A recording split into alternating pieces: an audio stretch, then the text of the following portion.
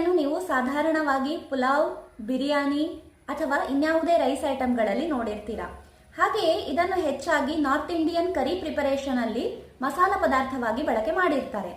ಹಾಗಾದ್ರೆ ಈ ಎಲೆಗೆ ಔಷಧೀಯ ಗುಣ ಇದೆ ಎಂಬುದರ ಬಗ್ಗೆ ನಿಮಗೆ ಗೊತ್ತಿದೆಯಾ? ಬನ್ನಿ ನೋಡೋಣ.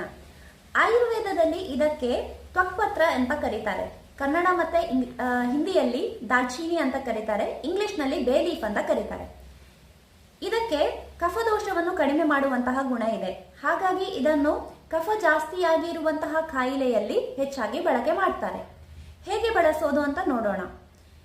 ಇದರ ಒಣಗಿದ ಎಲೆ ಹಾಗೂ ಕಾಂಡದ ಸಿಪ್ಪೆ ಅಂದ್ರೆ ಬಾರ್ಕ್ ಅನ್ನು ಚೆನ್ನಾಗಿ ಪುಡಿ ಮಾಡಿ ಪೌಡರ್ ಮಾಡಿ ಅದನ್ನು ಕಾಳು ಮೆಣಸು ಹಾಗೂ ಏಲಕ್ಕಿಯ ಜೊತೆಗೆ ನೀರಿನಲ್ಲಿ ಚೆನ್ನಾಗಿ ಕುದಿಸಿ ಆ ಕಷಾಯವನ್ನು ಕುಡಿಯೋದ್ರಿಂದ ಶೀತ ಮತ್ತೆ ನೆಗಡಿಯಲ್ಲಿ ಇವನ್ ಕೆಮ್ಮು ಕೂಡ ಕಡಿಮೆ ಮಾಡೋದಿಕ್ಕೆ